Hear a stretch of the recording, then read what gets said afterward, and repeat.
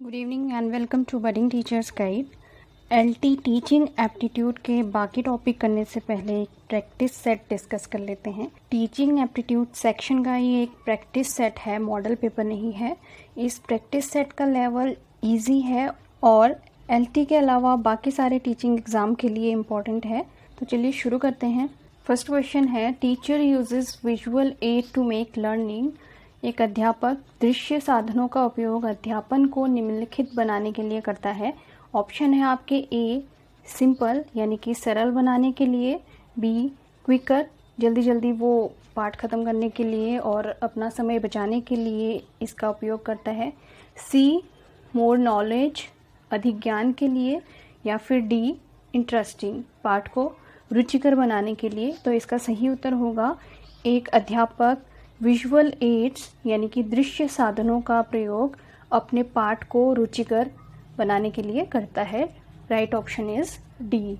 Second question, which is the least important factor in teaching. Least लिखा है सबसे कम, अध्यापन में सबसे अनावश्यक कार्य कौन सा है। ऑप्शन है आपके ए पनिशिंग द स्टूडेंट छात्रों को दंड देना, be maintaining discipline in the class कक्षा में अनुशासन बनाए रखना, सी लेक्चरिंग इन इम्प्रेसिव वे प्रभावशाली ढंग से व्याख्यान देना, या डी नन ऑफ दीज इनमें से कोई नहीं।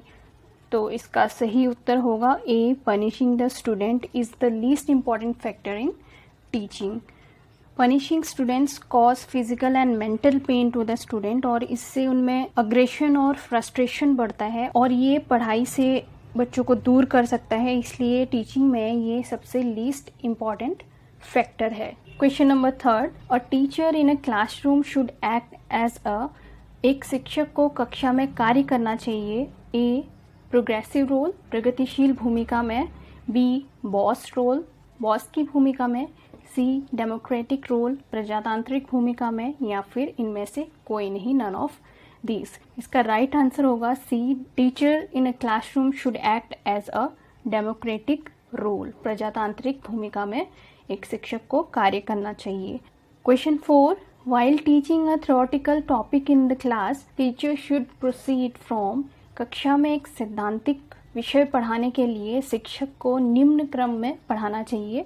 ऑप्शन है आपके ए अननोन टू नोन अज्ञात से ज्ञात की ओर, बी कंक्रीट टू एब्स्ट्रैक्ट ठोस से सारांश की ओर, सी रीजनिंग टू ऑब्जर्वेशन तर्क से निरीक्षण, या फिर डी इनमें से कोई नहीं नन ऑफ दीज। इसका सही उत्तर होगा C from reasoning to observation तर्क से निरीक्षण की ओर। Question number 5, development occur in human being. मनुष्य में विकास होता है, A up to the end of adolescence period किशोरावस्था की अवधि तक, B up to the end of childhood बचपन के अंत तक, option C up to the starting of adulthood वयस्कता की शुरुआत तक, या D throughout the life जीवन भर। तो जो डेवलपमेंट है ह्यूमन बीइंग में, एक मनुष्य में विकास जीवन पर्यंत चलता रहता है, इसलिए इसका सही उत्तर होगा D throughout the life. 6th question, the meaning of development is. विकास का अर्थ है, ऑप्शन है आपके प्रोग्रेसिव सीरीज ऑफ चेंजेस परिवर्तनों की प्रगतिशील श्रृंखला, B progressive series of changes as a result of motivation प्रेरणा के परिणाम स्वरूप परिवर्तनों की प्रगतिशील श्रृंखला, C progressive series of changes as a result of motivation and experience प्रेरणा और अनुभव के परिणाम स्वरूप परिवर्तनों की प्रगतिशील श्रृंखला, या फिर D series of changes as a result of maturation and experience परिपक्वता और अनुभव के परिणाम स्वरूप परिवर्तनों की श्रृंखला। इसका सही उत्तर है C progressive series of changes as a result of motivation and experience. इसके आंसर को एक बार क्रॉस चेक कर लीजिएगा आप सभी। Question number 7, which of the following is an example of positive punishment. सकारात्मक दंड का निम्न में से कौन सा उदाहरण है। ऑप्शन है आपके ए रिडिक्यूल बाय फ्रेंड्स मित्रों के द्वारा उपहास, loss of time with friends मित्रों के साथ समय बर्बाद करना, सीज नैगिंग मीन मेक निकालना बंद करना, या डी ऑल ऑफ दीज ये सभी। पॉजिटिव पनिशमेंट में आपके स्कोल्डिंग, हैंड स्लैपिंग, ये सब आ जाते हैं। आपको एक बार ओपेरेंट कंडीशनिंग पढ़ना पड़ेगा इसके लिए। इसका सही उत्तर होगा ए, रिडिक्यूल बाय फ्रेंड्स, मित्रों के द्वारा उपहास करना या खिल्ली उड़ाना। Ridicule by friend which the child will see as undesirable और ही विल फील अनकंफर्टेबल। इस सिचुएशन में वो अनकंफर्टेबल फील करेगा। आप भी अपनी क्लासेस में, क्लासरूम में टीचिंग के दौरान कहीं ना कहीं पॉजिटिव पनिशमेंट का यूज़ करते होंगे। मैं अक्सर मार्कर सिस्टम का प्रयोग करती हूँ, marker system as a positive punishment. और बहुत सारे छात्र ऐसे होते हैं जो जल्दी ही इस पनिशमेंट का कॉन्सेप्ट समझ जाते हैं और आगे से कोई गलती नहीं करते। Next question, in a lively classroom situation there is likely to be, एक सजीव कक्षा स्थिति में निम्नलिखित में से सबसे अधिक संभावित है लिखा है। ए, ओकेजनल रोर्स ऑफ लाफ्टर, कभी कभार हंसी का दौर क्लास में। कंप्लीट साइलेंस, पूर्ण रूप से शांति। C, loud discussion among student, विद्यार्थियों के बीच खुली बहस। या फिर D, frequent teacher student dialogue, शिक्षक छात्र वार्ता। इसका सही उत्तर होगा D, frequent teacher student dialogue. तभी एक क्लासरूम लिवली क्लासरूम बनेगा। Question number 9, the right to education act RTE Act 2009 specifies that if the number of children admitted for the first class to fifth class is above 200, then the pupil teacher ratio required is। शिक्षा का अधिकार अधिनियम 2009 ये कहता है कि अगर बच्चों की संख्या एक क्लासरूम में प्रथम श्रेणी से 5वीं कक्षा तक 200 से ऊपर हो तो आवश्यक छात्र शिक्षक अनुपात कितना होना चाहिए। Option A 30, option B 40, option C 45 and option D 50। Right answer is option B 40। Question number 10, which of the following statement is not true about teaching, निम्नलिखित में से कौन सा कथन शिक्षण के बारे में सत्य नहीं है। ऑप्शन है आपके टीचिंग इज मॉडिफिएबल, शिक्षण परिवर्तनीय है। Teaching is formal and informal, शिक्षण औपचारिक और अनौपचारिक है। Teaching is a science as well as an art, शिक्षण एक विज्ञान के साथ साथ कला भी है। डी, टीचिंग इज इंस्ट्रक्शन, शिक्षा निर्देश है। इसका आंसर होगा डी, टीचिंग इज इंस्ट्रक्शन। ये शिक्षा को लेकर सत्य नहीं है। टीचिंग फ्लेक्सिबल हो सकता है और बच्चों के अंडरस्टैंडिंग लेवल के अकॉर्डिंग टीचिंग किया जाता है, तो हम उसको मॉडिफाई कर सकते हैं। टीचिंग फॉर्मल भी हो सकता है, इनफॉर्मल भी हो सकता है। बच्चे जो स्कूल में शिक्षा लेते हैं उसको फॉर्मल कहा जा सकता है और इनफॉर्मल जो उनके पेरेंट्स उनको पढ़ाते हैं। टीचिंग एक साइंस भी है, अलग अलग टेक्निक का यूज़ हम करते हैं अपनी टीचिंग में और इसी के साथ साथ ये एक आर्ट भी है। तो टीचिंग केवल इंस्ट्रक्शन नहीं हो सकता। आप इन सभी के आधार पर यह कह सकते हैं कि शिक्षण बस एक इंस्ट्रक्शन तक लिमिटेड नहीं है। तो इसका आंसर होगा D. Question number 11, the national curriculum framework NCF 2005 under the heading quality dimension gives more importance to, important question है ये। राष्ट्रीय पाठ्यचर्या की रूपरेखा 2005 शीर्षक 2005 के शीर्षक गुणवत्ता आयाम के तहत अधिक महत्व देता है फिजिकल रिसोर्सेज को, भौतिक संसाधन, क्वालिफाइड एंड मोटिवेटेड टीचर्स, योग्य और प्रेरक शिक्षक, experiences design for child in terms of knowledge, ज्ञान के संदर्भ में बच्चों के लिए डिज़ाइन किए गए अनुभव। D, experiences design for the child and curriculum reforms, बालकों के संरचित अनुभव और पाठ्यक्रम सुधार को। इसका सही उत्तर होगा D, experiences designed for child and curriculum reform. NCF 2005 की एक वीडियो डाली थी, शॉर्ट वीडियो, उसको आप चेक कर सकते हैं। NCF 2005 में रोट लर्निंग को डिसअप्रूव किया गया था। रोट मेमोरी पे हम ज़्यादा फोकस नहीं करेंगे। It seeks reform in the curriculum to bring learning experiences in and out of the classroom. जो बाहरी वातावरण है उससे हमें ज्ञान को जोड़ना है और कुछ इम्पॉर्टेंट पॉइंट्स इसमें बताए गए थे कि रटंत प्रणाली से इसको मुक्त करना है हमने, और जो पाठ्यक्रम है वो बच्चों के चहुमुखी विकास को ध्यान में रखकर बनाना है। जो 4 फोर्स उनके डेवलपमेंट है उसको ध्यान में रख के हमने अपना करिकुलम बनाना है। ये सारे गाइडिंग प्रिंसिपल आप एक बार चेक कर लीजिए उस वीडियो में। राइट आंसर होगा D, experiences design for the child and curriculum reforms. Question number 12, the purpose of evaluation is, मूल्यांकन का अर्थ है to label children as slow learner and gifted children, बालकों को धीमी गति से सीखने वाले और प्रभावशाली बालकों के रूप में लेबल करना, बताना कि कौन से स्लो लर्नर हैं और कौन से गिफ्टेड चिल्ड्रन हैं। To identify children who need remediation, जिनको उपचारात्मक शिक्षा की आवश्यकता है, उनकी पहचान करना। To diagnose learning difficulties and problem areas, उनके अधिगम में आने वाली कठिनाइयों और समस्याओं वाले जो एरियाज़ हैं उनका पता लगाना। D, to provide feedback on the extent to which we can have been successful in imparting education for a productive life, उत्पादक जीवन जीने के लिए, एक प्रोडक्टिव लाइफ जीने के लिए शिक्षा किस सीमा तक तैयार कर पाई है, इसका पुष्टि पोषण प्रदान करना, फीडबैक प्रोवाइड करना। तो मेन पर्पस इवैल्यूएशन का होगा डी, टू प्रोवाइड फीडबैक, पुष्टि पोषण प्रदान करना on the extent to which we have been successful in imparting education for a productive life. Next question, which of the following is not a domain of learning, निम्नलिखित में से कौन सा एक अधिगम का पहलू नहीं है।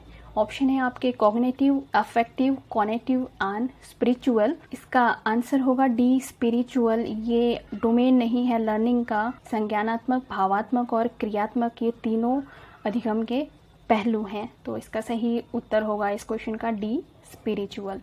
14 question, when the child is ready to learn, he learns more quickly and effectively. This principle was given by, जब बच्चा सीखने के लिए तैयार होता है तो वो सीखता है और अधिक तेज़ी और प्रभावी ढंग से वो सीखता है। तो ये सिद्धांत किसके द्वारा दिया गया था, ये आपने बताना है। ऑप्शन है आपके A, Thorndike, B, Skinner, C, Pavlov and D, none of these. Right answer होगा आपका थॉर्नडाइक। थॉर्नडाइक ने ये प्रिंसिपल दिया था। थॉर्नडाइक ने जो फर्स्ट 3 लॉज हैं लर्निंग के वो भी दिए थे, law of readiness, law of exercise and law of effectiveness. 15 question, an effective teacher is one who can, एक प्रभावशाली शिक्षक वो है जो कंट्रोल द क्लास, अपनी कक्षा को नियंत्रित कर सकता है। Give more information in less time, कम समय में ज़्यादा से ज़्यादा वो सूचनाएं प्रदान करता है। मोटिवेट स्टूडेंट टू लर्न, अपने छात्रों को पढ़ने के लिए प्रेरित करता है, या फिर इनमें से कोई नहीं। तो इफ़ेक्टिव टीचर वही होगा जो अपने बच्चों को सीखने के लिए मोटिवेट करे, the one who motivate student to learn. Right answer is C. 16th question, if a student often comes late in the classroom you would, अगर कोई बच्चा क्लास में अक्सर लेट होता है तो ऐसी स्थिति में आप क्या करेंगे। A, talk to his parents, उसके पेरेंट्स से बात करेंगे। B, complain to principal about him, प्रधानाध्यापक से आप इसकी शिकायत करेंगे कि ये बच्चा हमेशा लेट आता है। सी, पनिश हिम सीवियरली, उसको पनिश करेंगे। And D, find the reason and then decide accordingly, पहले आप उसका कारण ढूंढेंगे, उसके बाद डिसाइड करेंगे कि आपको क्या करना है। Right answer D, find the reason and then decide accordingly. You will try to know the reason और उसके बाद आप डिसाइड करेंगे कि क्या करना है। Next question, a school girl developed the habit of dropping the coat on the floor. Mother asked the girl to get out of the room and hang up the coat on the peg. Next time the girl enters the house, keep the coat on, approaches closet, hangs up the coat on the peg. It is an example of, एक school जाने वाली लड़की ने फर्श पर coat फेंकने की आदत डाल ली है। बार बार उसकी आदत है जो कोट है उसको फर्श पे डाल देती है, फेंक देती है। लड़की की माँ ने उससे कहा कि कमरे के बाहर आओ और कोट को खूंटी पर टाको। तो उसकी मम्मी ने इंस्ट्रक्शंस दी कि उनको जो कोट आपने नीचे फर्श में डाला है उसको आओ और उसको खूंटी पर टाक दो। लड़की अगली बार घर में प्रवेश करती है, कोट को हाथ पर रखकर अलमारी की तरफ जाकर कोट को खूंटी पर टाक देती है। तो यह उदाहरण है ऑप्शन श्रृंखलागत अधिगम का, स्टिमुलस रिस्पॉन्स लर्निंग उद्दीपन अनुक्रिया अधिगम का, कॉन्सेप्ट लर्निंग प्रव्यय अधिगम का, या फिर ये सभी।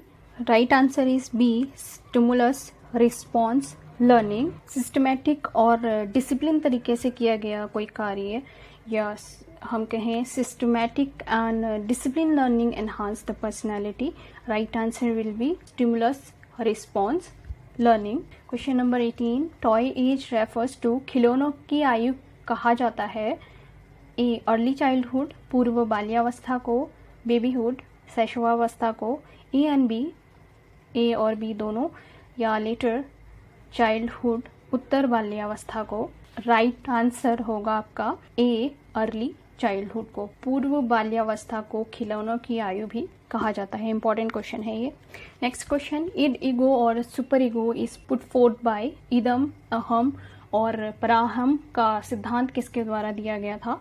ऑप्शन है आपके मैस्लो, पैवलोव, जंग या फ्रायड। तो ये फ्रायड ने दिया था। ऑप्शन राइट इसका होगा D, Freud. Question number 20, the process of an individual's capacity is quantitatively should be termed as, मात्रात्मक व्यक्तिगत क्षमता रूपी प्रक्रिया को कहा जाता है। ऑप्शन है आपके ए डेवलपमेंट, बी ग्रोथ, वृद्धि, सी इक्विलिब्रियम, संतुलन को, या फिर डी मैच्यूरेशन को। यहाँ पर मात्रात्मक वर्ड यूज किया है, आपने याद रखना है। जहाँ पर क्वांटिटी की बात की जाएगी तो वो ग्रोथ होगा। राइट ऑप्शन आपका है B, growth. Question number 21, what kind of support can a school provide to address the individual differences in student? छात्रों में व्यक्तिगत विभिन्नता को दूर करने के लिए एक स्कूल किस प्रकार की सहायता प्रदान कर सकता है? ऑप्शन है आपके, follow a child centred curriculum and provide multiple learning opportunities to the student. एक बाल केंद्रित पाठ्यक्रम का पालन करेंगे और छात्रों को कई सीखने के अवसर प्रदान करें।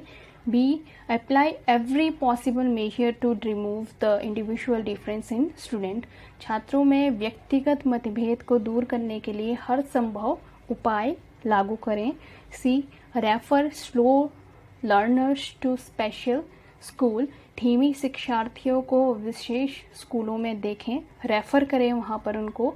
D follow same level of curriculum for all student, सभी छात्रों के लिए पाठ्यक्रम के समान स्तर का पालन करें। राइट आंसर इसका होगा A, follow a child centred curriculum. बाल केंद्रित पाठ्यक्रम का हमने पालन करना है और छात्रों को सीखने के अवसर प्रदान करने हैं। Next question, which of the following may not be expected from a teacher to keep in mind while respecting individual difference? Individual difference, व्यक्तिगत विभिन्नता का सम्मान करते हुए एक शिक्षक से क्या आशा नहीं की जा सकती है? ए एबिलिटी ग्रुपिंग, योग्यता अनुसार समूहों में बच्चों को बांटना, एडजस्टिंग द करिकुलम, पाठ्यचर्या को समायोजित करना, leaving the children for self study, बच्चों को स्वाध्याय के लिए छोड़ देना। D adjusting the method of teaching, शिक्षण विधियों को समायोजित करना। इसका सही उत्तर है C, leaving the children for self study. Self study के लिए भेज देंगे तो बच्चों का डेवलपमेंट नहीं हो पाएगा। आप एबिलिटी ग्रुपिंग कर सकते हैं, करिकुलम को एडजस्ट कर सकते हैं, मेथड ऑफ टीचिंग अपना देख सकते हैं, लेकिन बच्चों को आप अलग नहीं कर सकते सेल्फ स्टडी के लिए। तो इसका सही आंसर होगा C, leaving the child for self study. Question number 23 करने से पहले 24 में मैं जंप करूंगी। तो formula for calculating IQ is, बुद्धि लब्धांक की गणना करने का सूत्र क्या है वो बताना है। Mental as into chronological age, chronological age divided by mental as, mental as divided by chronological age into 100, या फिर chronological age plus mental as. इसका सही उत्तर है सी, मेंटल एज m/c इंटू 100, ये याद कर लीजिए, MA/CA into 100, mental as divided by chronological age into 100। Next, when both chronological age and mental as of Rahul is 9 years, जब राहुल की क्रोनोलॉजिकल एज और मेंटल एज सेम है 9 साल, तो उसका इंटेलिजेंस किस कैटेगरी में आएगा? ये फॉर्मूला आप इसमें फिट करके इसको सॉल्व कीजिए और बताइए कि ये इसकी जो IQ है वो किस वर्ग में आएगी। Question number 25, who is the father of theory of multiple intelligence? बहुबुद्धि सिद्धांत के जनक कौन है? Option Vygotsky, Bruner, Alfred Binet या फिर गार्डनर। सही उत्तर है डी, गार्डनर। हॉवर्ड गार्डनर ने बहुबुद्धि सिद्धांत की थ्योरी दी थी। According to him there are 8 type of intelligence: linguistic, logical, naturalistic, interpersonal, intrapersonal, kinesthetic, musical and spatial intelligence. ये इनकी कैटेगरी में डिवाइड किया था इन्होंने इंटेलिजेंस को। Question number 26, method used in school to assess the achievement of students are. विद्यार्थियों की उपलब्धि का मूल्यांकन करने के लिए विद्यालय में उपयोग में आने वाली कौन कौन सी विधियां हैं? A, quantitative and inspection method, B, quantitative and qualitative method, C, qualitative and interview method, या फिर इनमें से कोई नहीं। Right answer is B, quantitative and qualitative method. Question number 27, which psychologist divided people into 3 categories?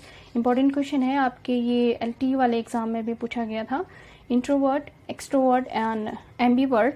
किस मनोवैज्ञानिक ने व्यक्तियों को 3 श्रेणियों में विभाजित किया था, जो कि है अंतर्मुखी, बहिर्मुखी और उभयमुखी? ऑप्शन है आपके टर्मन, वर्नॉन, थॉर्नडाइक या फिर जंग।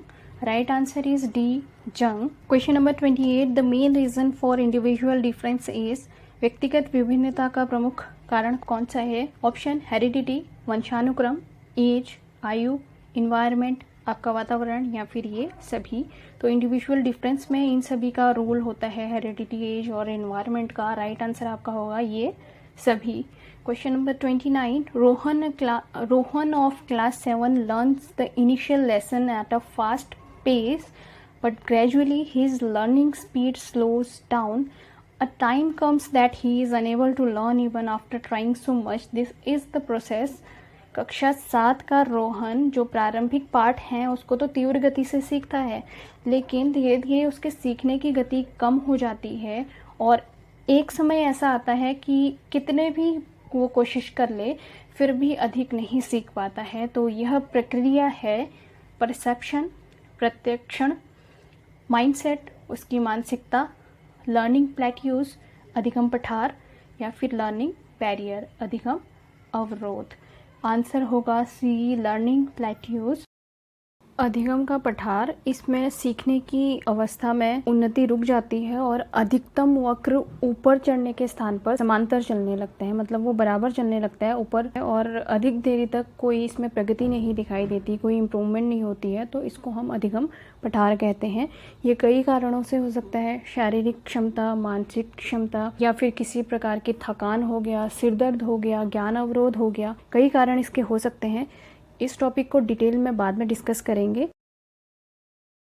Next question, 38th question, a 5-year-old child has a general lack of responsiveness to others, serious deficiency in communication and unusual repetitive behavior. Such characteristics are the sign of। एक 5 वर्ष के बच्चे में दूसरों के प्रति प्रतिक्रिया तथा संप्रेक्षण में कमी है और असामान्य व्यवहार करता है। तो इस तरह के लक्षण किस चीज का प्रतीक है, क्या बता रहे हैं वो? ऑप्शन है आपके कि बच्चे को हियरिंग इम्पेयरमेंट है, श्रवण बाधिता है, बी, स्कोलास्टिक बैकवर्डनेस, शैक्षिक पिछड़ापन, थर्ड, इन्फेंटाइल ऑटिज्म, शैशव स्वलीनता, डी, लर्निंग डिसएबिलिटी, अधिगम अक्षमता। इसका राइट आंसर होगा C, infantile autism. That child, 5-year-old child is suffering from a disorder called infantile autism. इसमें डिस्टर्बेंस होती है सोशल और लैंग्वेज डेवलपमेंट में। इसका सही उत्तर है सी, इन्फेंटाइल